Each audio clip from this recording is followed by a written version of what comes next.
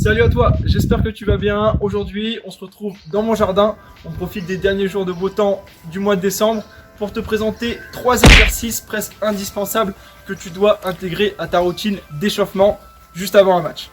Donc ces 3 exercices, ils vont pouvoir s'appliquer à tous les sports, que ce soit en sport collectif ou en sport individuel. Alors bien sûr, comme d'habitude, n'oublie pas de t'abonner, de liker la vidéo et aussi d'activer la cloche de notification pour ne pas rater les prochaines, mais surtout pour soutenir notre travail. Allez, c'est parti, on attaque avec le premier exercice, défente avec rotation du buste. Là, l'objectif, c'est d'échauffer aussi bien le haut du corps que le bas du corps, mais aussi le tronc. On va venir travailler sur des fentes, donc c'est un geste qu'on retrouve dans quasiment tous les sports, parce que c'est simplement le fait de faire un pas qu'on va tout de suite associer avec une rotation du tronc pour pouvoir habituer le corps à subir ce type de mouvement pendant le match. Ici, on va venir travailler ce qu'on appelle la dissociation segmentaire. Donc très simplement, c'est le fait de pouvoir faire 2 choses en même temps. Donc ça va nous permettre d'activer un petit peu notre concentration. Bref, tout ce qu'on veut pour être performant pendant le match et être bien présent. Alors pour la réalisation de cet exercice, tu as 2 possibilités. La première, c'est de le faire en déplacement d'un point A jusqu'à un point B.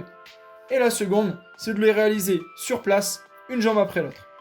On passe tout de suite au deuxième exercice qui va à son tour cibler un petit peu plus le bas du corps. Et en particulier ce qu'on appelle la chaîne postérieure. Donc c'est les ischio-jambiers, l'arrière de la cuisse et les fessiers.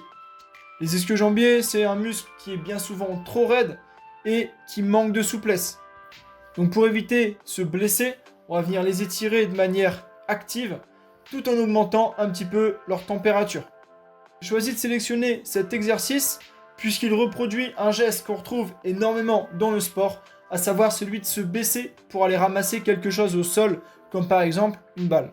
En l'effectuant à une jambe, on va venir travailler la coordination et surtout les qualités d'équilibre. Bref, c'est parfait pour éviter les blessures et encore une fois pour bien performer. Tu auras de nouveau 2 possibilités pour le faire. La première, ça va être de le réaliser avec une seule et même jambe sur plusieurs répétitions ou tout simplement de le faire en alterné en effectuant une répétition avec la jambe droite puis une répétition avec la jambe gauche.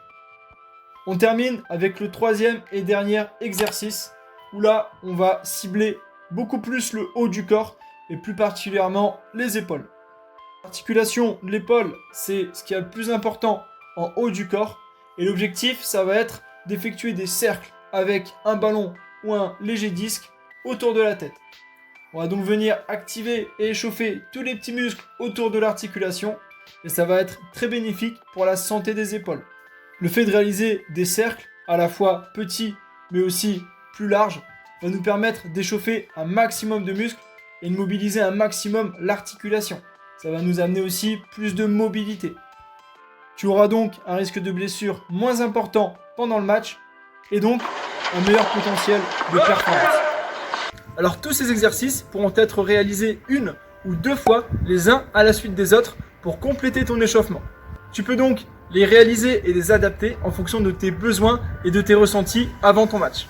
Ils ne pourront pas former à eux seuls un bon échauffement, mais compléteront parfaitement ton échauffement d'avant-match avec ton équipe par exemple. Grâce à ces exercices, également réalisés par des équipes professionnelles, on aura également passé en revue des zones et des axes de mouvement qui sont parfois délaissés dans un échauffement classique. Voilà, j'espère que ces exercices t'auront plu et qu'ils pourront t'apporter des solutions pour vraiment optimiser ton échauffement. Je te souhaite donc un bon échauffement et on se dit à très vite.